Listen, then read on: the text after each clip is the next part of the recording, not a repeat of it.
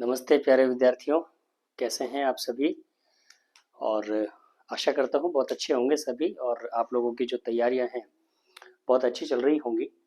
और ख़ास करके बोर्ड परीक्षा की तैयारी, क्योंकि बहुत ज़्यादा समय अब आपके पास नहीं है, तो आप लोग इस समय को जो है अधिक से अधिक अपनी तैयारियों में व्यतीत करें।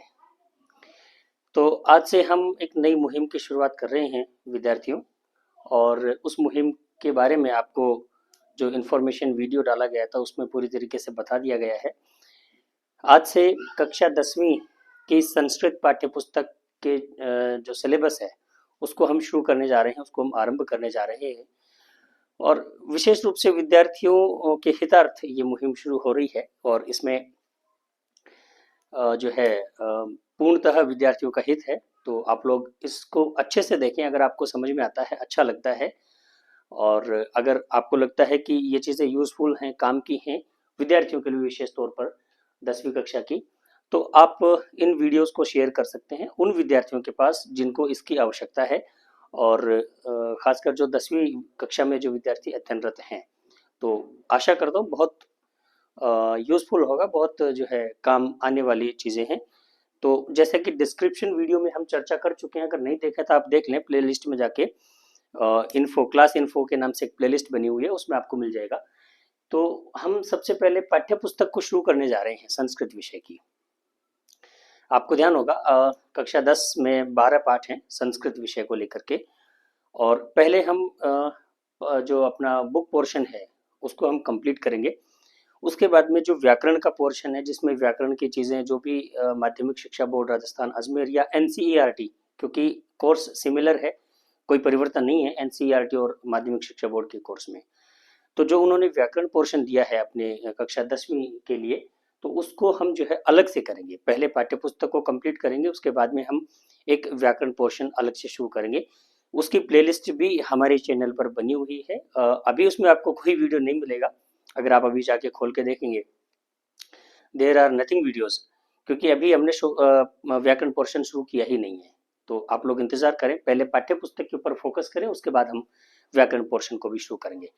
तो आज हम पहला पाठ शुरू करें उससे पहले हम सरस्वती वंदना, क्योंकि ये एक शिक्षा ग्रहण करने का कार्य हम शुरू कर रहे हैं, तो सबसे पहले माँ शारदे का आशीर्वाद मिलना हमें बहुत ज़रूरी है।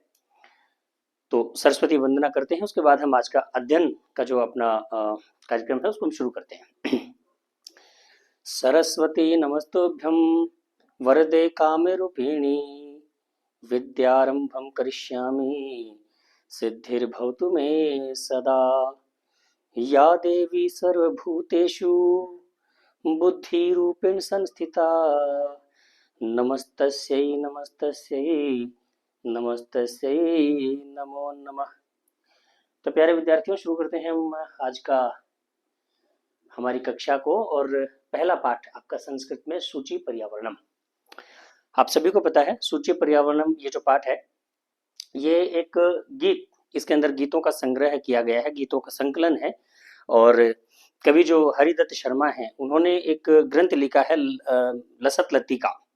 लसल लतिका जो ग्रंथ लिखा, उस ग्रंथ से जो है इस पाठ को लिया गया है। इसके 7 श्लोक उठाए गए हैं उस ग्रंथ से। तो ये गीत के रूप में है।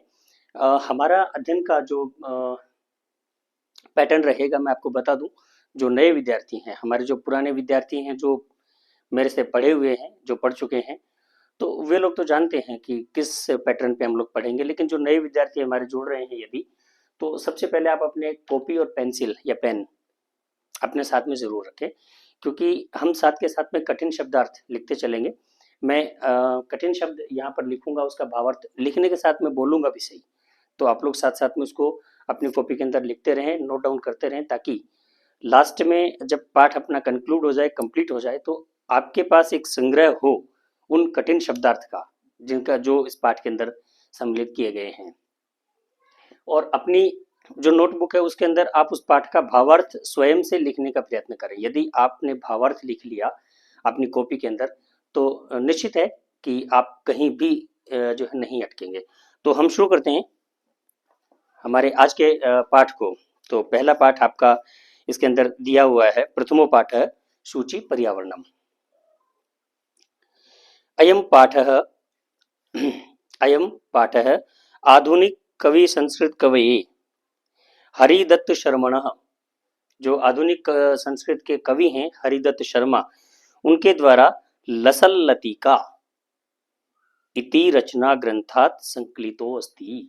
तो आपको एक चीज ध्यान रखनी है विशेष रूप से कि किसी भी पाठ को आप पढ़ते हैं तो उसके अंदर एक तो आपको उनके लेखक, आपको ध्यान होने चाहिए कि उस पाठ के लेखक कौन है।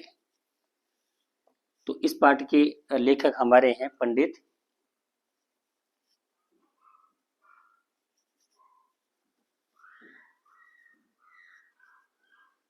हरिदत्त शर्मा। इनका जो ग्रंथ है वो ग्रंथ है लसल लतिका।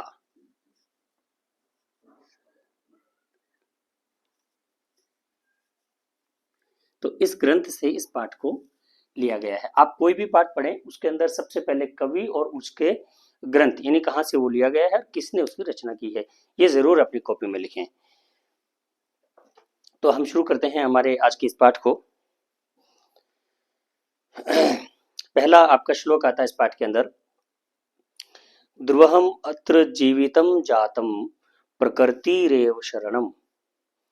दुर्वहम अत्र जात जीवितम, देखिए दुर्वहम ये दो शब्द है, दुर्वहम प्लस अत्र, जीवितम जातम यानी दुर्वहम अत्र यानी यहाँ पर मुश्किल हो गया है, जीवितम जातम जीवन को जीना, प्रकृति रेव शरणम प्रकृति की ही शरण है, प्रकृति की ही शरण में चलने की इच्छा प्रकट की है यहाँ पर कवि ने।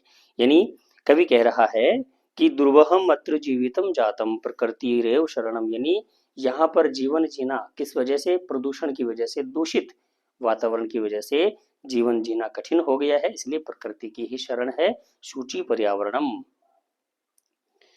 महानगर मध्ये चलद निशम कालाय सचक्रम, महानगर मध्ये चलद निशम, देखिए महानगर मध्ये चलद निशम, तो ये जो निशम शब्द है ये दो शब्दों से मिलकर बना है। चलद निशम जो है, चलत सबसे पहले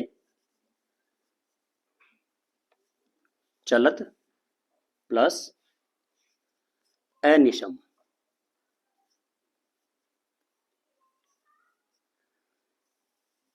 तो अनिशम का अर्थ होता है आपके दिन रात।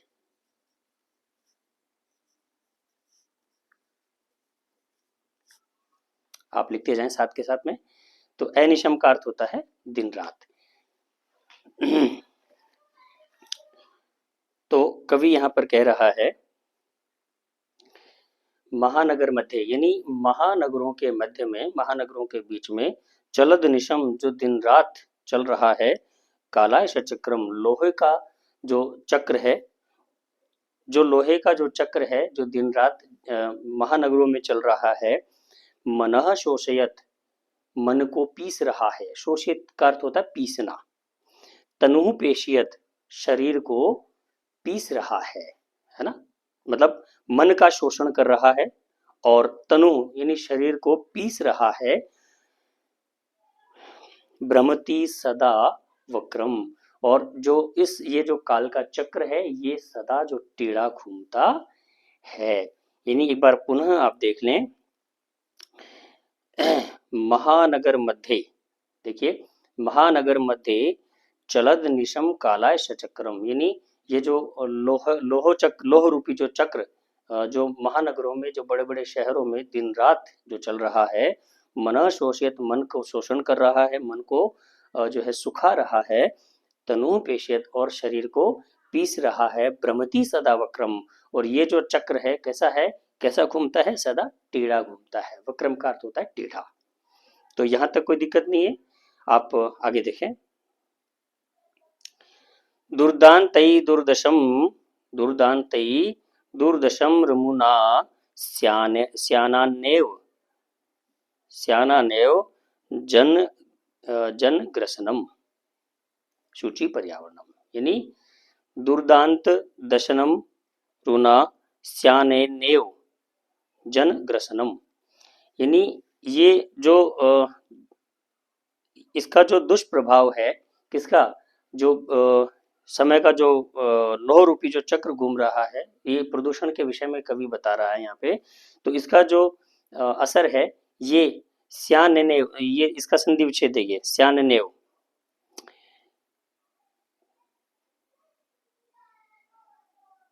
स्यान प्लस एव, इसका संधि विच्छेद आपको होगा। तो मैं फिर से श्लोक का भावार्थ आपको शुरू से बता देता हूँ। यानी महानगर मध्य चलद निशम, यानी बड़े बड़े शहरों के बीच में जो दिन रात जो चल रहा है, कालाश चक्रम, लोह का जो चक्र चल रहा है, मन शोषित, मन को सुखा रहा है, तनु पेशत, शरीर को पीस रहा है, भ्रमति सदा वक्रम, जो हमेशा टेढ़ा घूमता है, दुर्दांत दश रमनुना स्याननेव जनग्रसनम, जो निरंतर मनुष्यों को, व्यक्तियों को, लोगों को जो है अपने ग्रास में ले रहा है, अपने जो है त्रास से तृप्त कर रहा है। तो ये हमारा पहला श्लोक हो गया है। आप समझ में आ गया होगा।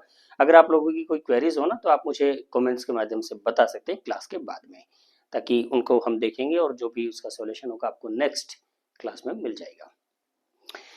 तो अगला श्लोक देखते हैं प्यारे विद्यार्थियों। कज्जल मलिनम धूमम मुंचयति, कज्जल मलिनम धूमम मुंचयति शतशक्तियानम। देखिए कज्जल मलिनम, कज्जल मलिनम का क्या अर्थ होता है, आप देखिए कज्जल मलिनम का अर्थ होता है काजल के जैसा काला, काजल के जैसा काला, कज्जल मलिनम, है ना।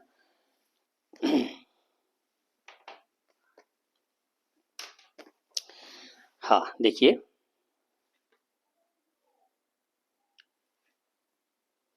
कज्जल मलिनम धूमम मुंचयति शतशक्ति यानम, यानी शत, शत का अर्थ होता है सैकड़ों, सौ, शक्ति यानम का अर्थ होता है गाड़ियां। तो यहाँ पर कवि कह रहा है कज्जल मलिनम, यानी काजल के समान जो काला है, मैला है, या उसको आप दूषित कह सकते हैं।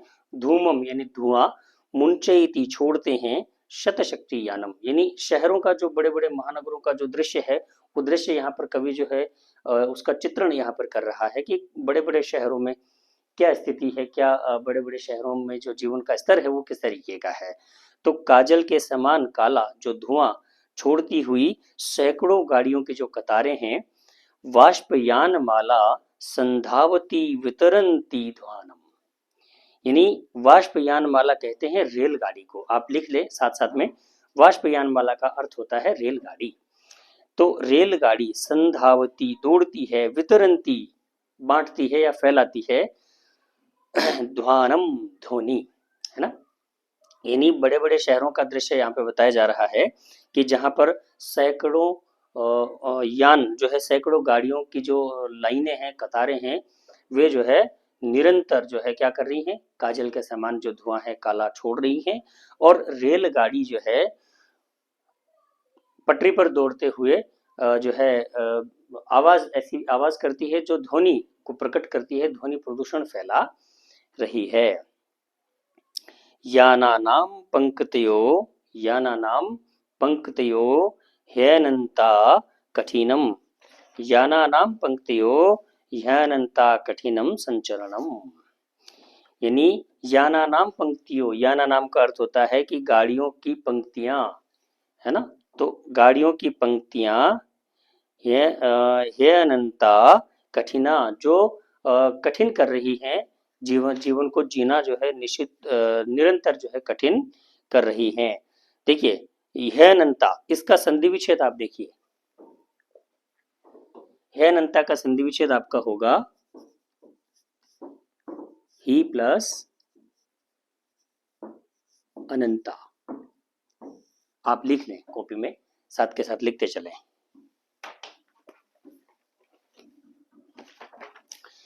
तो ये आपको समझ में आ गया होगा। तो दो श्लोक प्यारे विद्यार्थियों हमारे इस पाठ के हो चुके हैं, जो शुचि पर्यावरण हमारा पाठ चल रहा है। तो बढ़ते हैं तीसरे श्लोक की तरफ, और आप देखें तीसरे श्लोक में वायुमंडलम भ्रशम वायुमंडलम भ्रशम दूषितम नहीं निर्मलम जलम। वायुमंडलम भ्रशम, भ्रशम का अर्थ होता है अत्यधिक, लिख लें आप कॉपी में, भ्रशम का अर्थ होता है अत्यधिक। तो वायुमंडलम भ्रशम दूषितम न ही निर्मलम जलम, यानी यहाँ का जो वायुमंडल है, प्रकृति की जो वायु है, वो भी कैसी हो गई है, बहुत दूषित हो गई है। और न ही निर्मलम जलम, और कहीं पर भी निर्मल और स्वच्छ जल जो है कहीं पर भी नहीं मिलता है, साफ सुथरा जल जल कहीं पे नहीं मिल रहा है। कुश्चित वस्तु मिश्रितम, कुश्चित वस्तु मिश्रितम भक्षम समलम, भक्षम समलम धरातलम। देखिए, कुत्सित, कुत्सित वस्तु मिश्रितम, कुत्सित का अर्थ होता है अपशिष्ट पदार्थ, जिसको कहते हैं ना कचरा। तो कुश्चित वस्तु मिश्रितम यानी दूषित वस्तुओं के मिश्रित हुआ हुआ भक्षम, भक्षम का अर्थ होता है भोजन, है ना। समलम, समलम धरातलम, धरातल का अर्थ होता है पृथ्वी, और समलम का अर्थ होता है मलिन हो गया है। देखिए इस लाइन का अर्थ आप देखें फिर से, कुचित वस्तु मिश्रितम भक्षम समलम धरातलम, यानी यहाँ पर जो भोजन है वो कैसा हो गया है, किसी दूषित वस्तु के मिलने से भोजन भी कैसा हो गया है, दूषित हो गया है।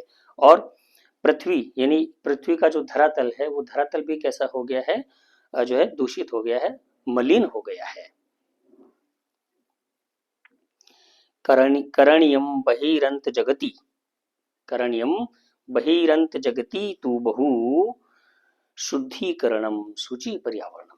देखिए, करणीयम बहिरंतर जगति, यानी करणीयम का अर्थ होता है करने योग्य या करना चाहिए, बहिरंती अंदर और बाहर से, जगति जगत को, तू बहुशुद्धम शुद्ध करने की आवश्यकता है। यानी कवि कहता है कि ये जो जगत है, ये जो संसार है, इस संसार को जो कि बहुत दूषित हो चुका है, बहुत प्रदूषित हो चुका है, बहुत मलिन हो चुका है, इस संसार को अंदर और बाहर दोनों तरफ से शुद्ध करने की आवश्यकता है। समझ में आ गई बात आपको? तो एक बार फिर से मैं इसका पूरा इस श्लोक का भावार्थ बता देता हूं। जहां पर वायुमंडल बहुत दूषित हो गया है और स्वच्छ और निर्मल जल का मिलना भी बहुत कठिन है, कुत्सित वस्तु के मिश्रित होने पर, अर्थात यानी किसी दूषित वस्तु के मिश्रित होने से भोजन जो है वो भी दूषित हो गया है, और पृथ्वी का धरातल भी निर्मल नहीं है। संसार को यानी इस संसार को अंदर और बाहर, जगती अंदर और बाहर से जो है पूरी तरह से शुद्ध और स्वच्छ करने की आवश्यकता है। तो ये तीसरे श्लोक का भावार्थ है। तो आइए अब हम देखते हैं चौथे श्लोक की तरफ हम बढ़ते हैं। कंचित कालम नय माम अस्मात् नगरात बहुदूरम। देखिए, कंचित कालम, कंचित का अर्थ होता है कुछ, कालम यानी समय के लिए, नय यानी ले जाना, माम मुझे, अस्मान यानी इस, नगरात नगर से, बहुदूरम बहुत दूर। तो सभी शब्दों के अर्थ मैंने आपको बता दिए हैं, आप अनुवाद आराम से कर सकते हैं। तो देखिए, यानी कुछ समय के लिए, कवि देखिए अब थोड़ा सा कल्पना कर रहा है, जब बड़े बड़े महानगरों में, बड़े बड़े जो शहरों का जो प्रदूषण भरा जो वातावरण है, मैला जो कुचैला वातावरण है, गाड़ियों का जो शोर है, धुआं है, रेलगाड़ी की जो आवाज है, उन सब से कवि जो है परेशान होकर के कल्पना कर रहा है। और कल्पना करते हुए क्या कल्पना कर रहा है कि कुछ समय के लिए मुझे इस नगर से, इस शहर से बहुत दूर ले चलो। प्रपश्यामि ग्रामांते निर्झर नदी पयपूरम, प्रपश्यामि देखना चाहता हूं, ग्रामांते ग्राम के अंत में, ग्राम के किनारे पर, किसको देखना चाहता है कवि, निर्झर यानी झरना, नदी यानी नदी, पय यानी जल, पूरम भरे हुए, झरने और नदी को कवि जो है देखना चाहता है कि जो कि जल से लबालब क्या है, लबरेज हैं, भरे हुए हैं। समझ में आ गई? एकांते कांतारे क्षणम में स्यात्, एकांते कांतारे क्षणम में स्यात् संचरणम शुचि पर्यावरणम। एकांते यानी एकांत में, कांतारे, देखो कांतार का अर्थ होता है वन, आप लिखते चले जाएं साथ में, कांतार का अर्थ होता है वन। एकांत में यानी एक एक वन जो प्रदेश है उसके एकांत में, एकांते एकांतारे क्षणम अपि में साथ, यानी मुझे जो है, मैं जो है एकांत में किसी वन में, किसी जंगल में, जहाँ पर प्रकृति का पूरा भरा पूरा वातावरण है, जहाँ पर हरे भरे पेड़ हैं और जहाँ की हवा बहुत शुद्ध है, वहां पर क्षणम अपि, केवल क्षण भर के लिए, केवल एक काल मात्र के लिए मैं जाना चाहता हूँ। तो ऐसी कवि कल्पना कर रहा है। तो मैं एक बार आपको फिर से इसका पूरा भावार्थ आपको बता देता हूँ, आप लोग ध्यान से देखिए। कवि कल्पना कर रहा है कि मुझे कुछ समय के लिए इस नगर से बहुत दूर लेकर के चलो। प्रपश्यामी, मैं देखना चाहता हूँ, ग्राम अंतेनी, गांव के किनारे पर, गांव के अंतिम छोर पर जो नदी और झरने हैं, जो जल से परिपूर्ण है, जल से भरे हुए हैं, मैं उनको देखना चाहता हूँ। और एकांत में किसी वन प्रदेश में एक क्षण भर के लिए मैं थोड़ा सा समय बिताना चाहता हूँ, ऐसी कवि कल्पना कर रहा है। तो ये 4 श्लोक आपके हो चुके हैं प्यारे विद्यार्थियों। 5वां श्लोक आप देखिए।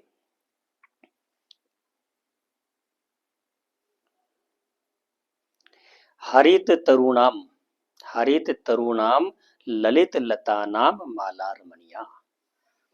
हरित तरुणाम, तरु होता है वृक्ष, तरु कहते हैं वृक्षों को, पेड़ों को। ललित का अर्थ होता है सुंदर, और लता नाम यानी लताएं, माला रमणीया, यानी कवि यहाँ पर कह रहा है कि जो हरे भरे जो वृक्ष हैं, हरे भरे पेड़ों एवं लताओं का जो माला है, लताओं की जो कतारें हैं, वह बहुत रमणीय सुंदर हैं, बहुत मन को मोह लेने वाली हैं।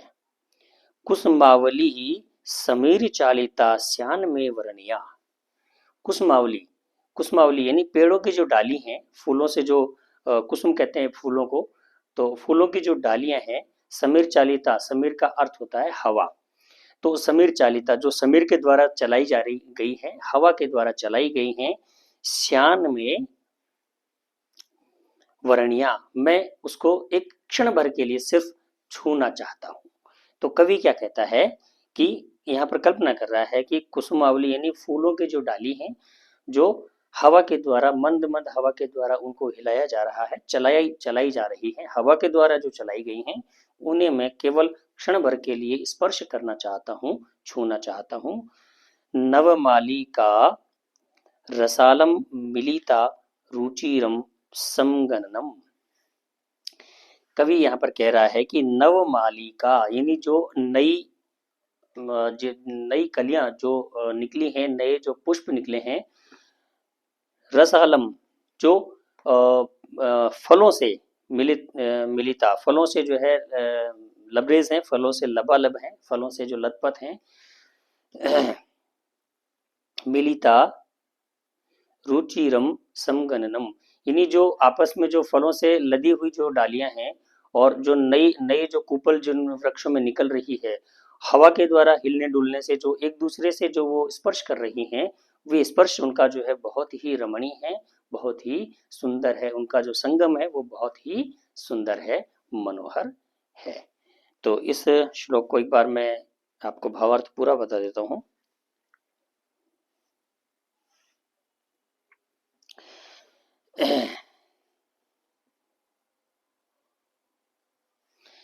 तो कवि जो है यहाँ पर कल्पना कर रहा है कि हरित तरुणाम यानी हरे भरे जो वृक्ष हैं, हरे भरे जो वृक्ष हैं, लताएं हैं, उनका, उनकी जो कतारें हैं, उनकी जो पंक्तियां हैं, वो बहुत सुंदर लग रही हैं। गांव का एक दृश्य का वर्णन कवि कर रहा है कि उनके जो पंक्तियां हैं वो बहुत ही सुंदर लग रही हैं, बहुत ही शोभनीय लग रही है।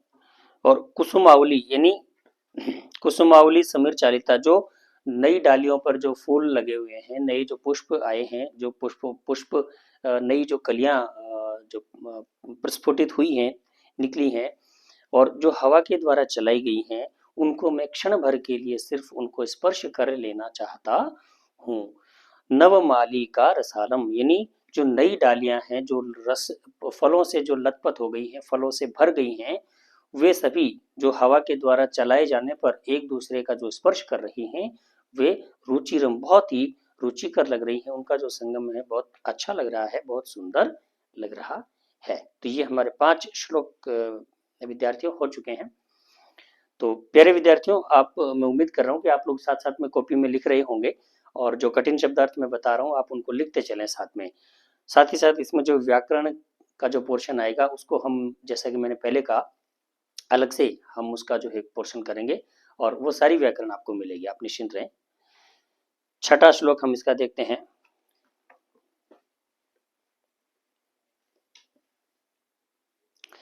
अयि चलबद्धो, अयि चलबद्धो खग कलरव, खग कुल कलरव गुंजित वन देशम।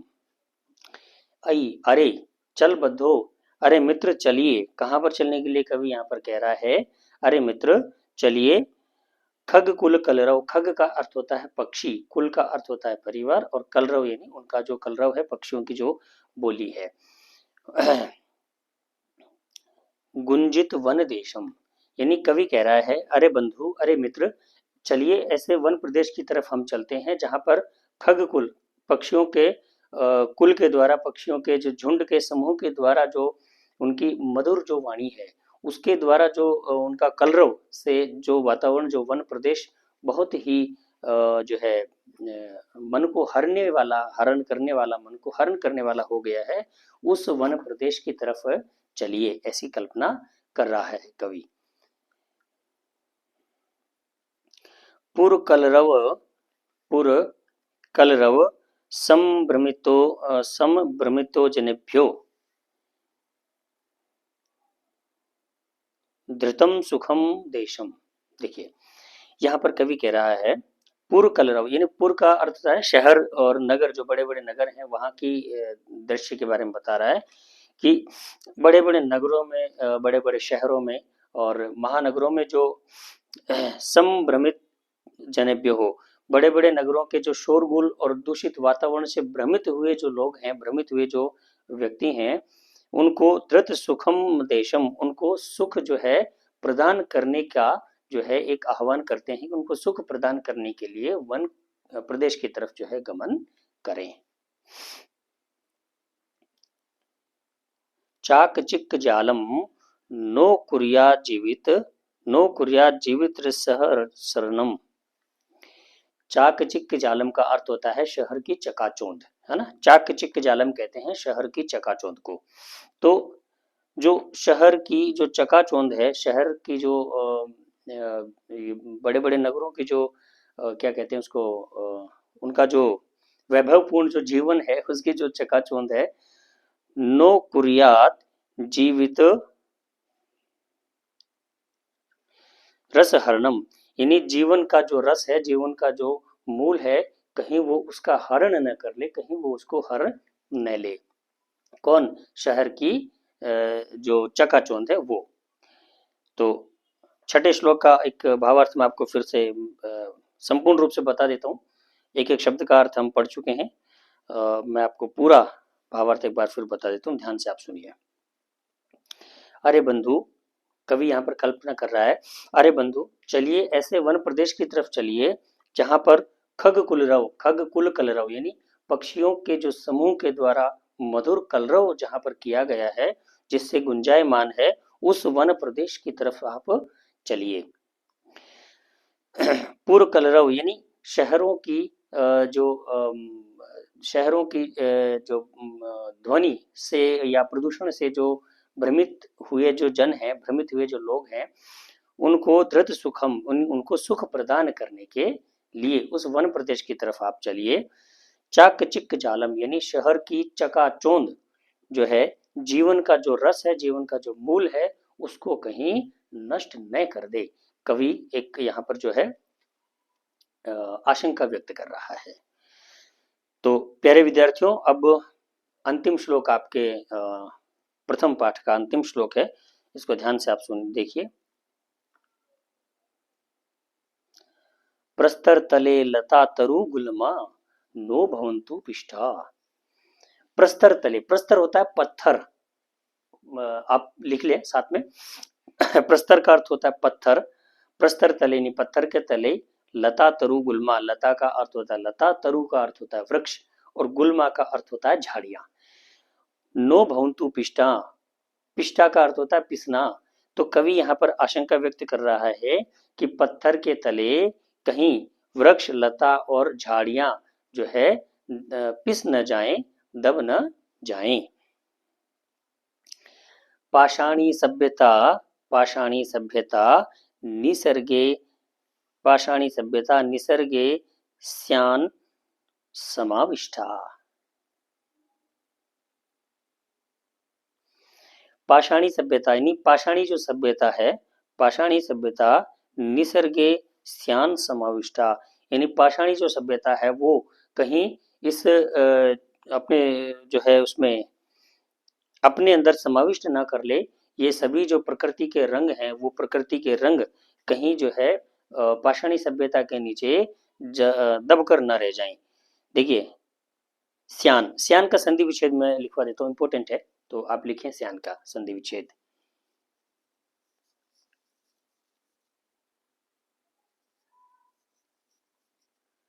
स्यान का संधि विच्छेद आपका होगा स्यात प्लस न, ये इसका संधि विच्छेद है। तो फिर से देखिए प्रस्तर तले लता तरु गुल्मा नो भवंतु पिष्टा, यानी पत्थर के नीचे लता तरु, लता वृक्ष और झाड़ियां कहीं पिस न जाएं, कहीं जो है दबकर न रह जाएं। पाषाणी सभ्यता निसर्गे स्यान समाविष्टा, कहीं ऐसा ना हो कि ये जो पाषाणी सभ्यता है आजकल जो बड़े बड़े इमारतें, बड़ी बड़ी बिल्डिंगें, बड़े बड़े भवन जो शहरों में बनाई जा रही हैं उसे पाषाणी सभ्यता की संज्ञा दी है कवि ने यहाँ पर। तो इस पाषाणी सभ्यता के नीचे जो है ये हमारा प्रकृति का जो सौंदर्य है, प्रकृति का जो रंग है वो कहीं दब कर न रह जाए, उसके अंदर समाविष्ट न हो जाए। मानवाय जीवनम कामये नो जीवन मरणम शुचि पर्यावरणम, कवि कहता है मानवाय मनुष्य के लिए, मानव शब्द का चतुर्थी एक वचन का रूप है ये मानवाय, तो मनुष्य के जीवन की मैं कल्पना करता हूँ। मानवाय जीवनम कामये, कामना है ना, मनुष्यों के जीवन की मैं कामना करता हूँ। नो जीवन मरणम, और बल्कि जीवित रहकर मरने की मैं कल्पना नहीं करता, जीवित रहकर मरने की मैं कामना नहीं करता हूँ। ऐसी कल्पना जो है कवि यहाँ पर करता है और वो बताना चाह रहा है कि प्रकृति के अंदर जो परिवर्तन हो रहा है, आज के समय में जो परिवर्तन हो रहे हैं, उन परिवर्तनों की वजह से जो नगरीकरण, शहरीकरण जो बढ़ता जा रहा है और प्रकृति का जिस तरीके से हाश हो रहा है, जिस तरीके से नष्ट प्रकृति को किया जा रहा है, तो उसके प्रति चिंता व्यक्त करते हुए कवि ने जो है इस पाठ में ये श्लोक दिए हैं। ये 7 श्लोक हम पढ़ चुके हैं। तो प्यारे विद्यार्थियों, उम्मीद करता हूँ कि आपको समझ में आ गया होगा और पहला चैप्टर आपको अच्छे से समझ में आया होगा। कोई क्वेरी, कोई जिज्ञासा और कोई प्रश्न अगर आपका है तो आप हमें कमेंट्स में ज़रूर लिख दें। और एक और बात मैं कहूँगा आपको, नीचे डिस्क्रिप्शन के अंदर आपको एक लिंक दिया है व्हाट्सएप ग्रुप का, उस व्हाट्सएप ग्रुप के लिंक को आप क्लिक करें और उस ग्रुप में आप ज्वाइन करें, क्योंकि आपके जो भी क्वेश्चंस हैं आप चाहें तो उस ग्रुप में मुझे शेयर कर सकते हैं। क्लास जो भी क्लास अपलोड होगी उस क्लास की इन्फॉर्मेशन आपको उसी ग्रुप में दी जाएगी। किसी दिन कक्षा किसी कारण से अगर नहीं हो पाती है, मान लीजिए बाई चांस, तो उसकी इन्फॉर्मेशन भी आपको उसी ग्रुप में मिलेगी। तो आप लोग नीचे जो लिंक दिया है उस लिंक पर क्लिक करके उस ग्रुप को एक बार ज्वाइन जरूर कर लें। तो एडमिन मोड पर है ग्रुप, आप लोग सीधे उसमें मैसेज नहीं कर पाएंगे क्योंकि आजकल अनर्गल मैसेजेस खूब चलते हैं। तो उन सब अनावश्यक ट्रैफिक से हम बचेंगे। हमारा सिर्फ एक टारगेट रहेगा, study study on study only. केवल आपका 10th क्लास का जो टारगेट है, 10th क्लास में जो आपने अचीवमेंट आपको प्राप्त करने का जो टारगेट आपने रखा है कि मुझे इतने परसेंट प्राप्त करने, मुझे 90 जो है टच करना है, 95 टच करना है, 80 या 85 टच करना, जो भी आपका ध्येय है, जो आपने टारगेट लेकर चला है, हम इस कक्षा में सिर्फ उस टारगेट को पूरा करने के ऊपर फोकस करेंगे। अब ये आपके ऊपर डिपेंड करता है कि आप उसको कितना ग्रहण करते हैं, कितना आप अपने खुद के प्रति ईमानदार रहते हैं। आप यदि खुद के प्रति ईमानदार रहेंगे, अच्छी मेहनत करेंगे, तो निश्चित रूप से आने वाले 2 महीने के बाद में, क्योंकि मार्च में आपके एग्जाम्स हैं, तो 2 महीने के बाद में आपको जो है इसका बेहतर परिणाम निकल कर जरूर आपको मिलेगा निश्चित रूप से। तो आज की क्लास को यहीं समाप्त करते हैं विद्यार्थियों। तो कोई क्वेरी हो, कोई चीज़ समझ में अगर आपको नहीं आई है, तो आप मुझे चाहे तो कमेंट्स में अपने प्रश्न डाल दें। ये निश्चित है कि आपके प्रश्न मैं ज़रूर देखूंगा और उसका समाधान अगली कक्षा में आपको उपलब्ध करवाने का प्रयास मैं ज़रूर करूंगा। तो मिलते हैं अगली कक्षा में। इस पाठ के प्रश्नोत्तर हम अगली कक्षा में करेंगे। तब तक के लिए आप अध्ययन करते रहें और आराम से अपने स्वास्थ्य का ध्यान रखें। नमो नमः।